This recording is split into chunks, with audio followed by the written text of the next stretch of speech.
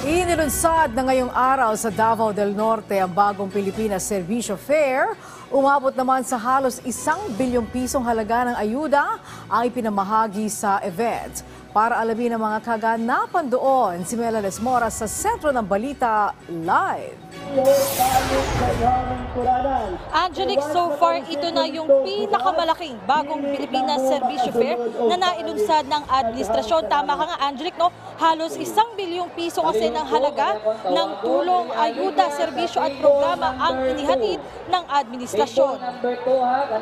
Pasado alas 9 ng umaga kanina nang dumating si House Speaker Martin Romualdez sa Davao del Norte Sports and Tourism City, Davao del Norte para pangunahan ang paglulunsad ng bagong Pilipinas Servicio Fair. Isa itong one-stop shop caravan na naglalayong mailapit sa publiko ang iba't ibang ayuda, serbisyo at programa ng pamahalaan. Ayon kay Speaker Romualdez, bahagi ang programang ito sa pagtupad sa hangarin ni Pangulong Ferdinand R. Marcos Jr. na mabigyan ng mas maginhawang buhay ang mga Pilipino. Bukod kay Romualdez, dumalo rin sa aktibidad ang nasa 167 na kongresista na maituturing ng quorum kung ikukumpara sa sesyon ng Kamara. Kasama rito si dating Pangulo at ngayon Pampanga Representative Gloria Macapagal Arroyo. Narito rin naman ang iba pang local at national government officials. Sa tala ng BPSF National Secretariat, aabot sa 250,000 na benepisyaryo ang nahatiran ng tulong ng gobyerno sa BPSF Caravan dito sa probinsya ngayong Biyernes na magtatagal hanggang bukas. Sa kabuuan, nagkakahalaga naman ng 913 million pesos o halos 1 bilyong piso ang mga ayuda at serbisyong hatid dito. Ang mga lokal na opisyal sa lugar, lubos naman ang pasasalamat sa Administrasyong Marcos. Pakinggan natin ang bahagi ng pahayag sa ating ambush interview kanina lamang.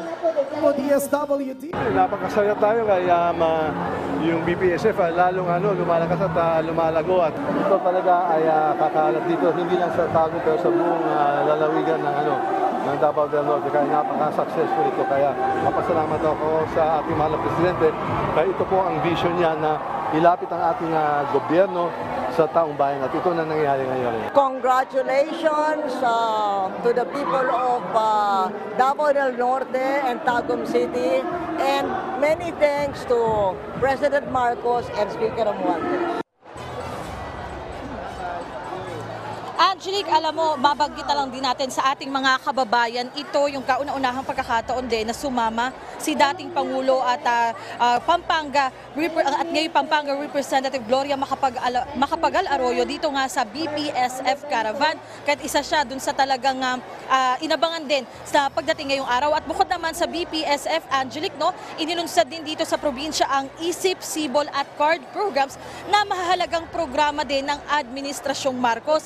At Angelic, ang nakikita nyo nga sa aking likuran, tuloy-tuloy pa rin yung pagbibigay ng ayuda dito dahil nga sa dami ng benepisyar, inaasahang magiging whole day at magpapatuloy pa nga yan hanggang bukas. Angelic? Yes, kapag ganyan, may estimate ba tayo kung gaano karami ang nakakarating? Mela?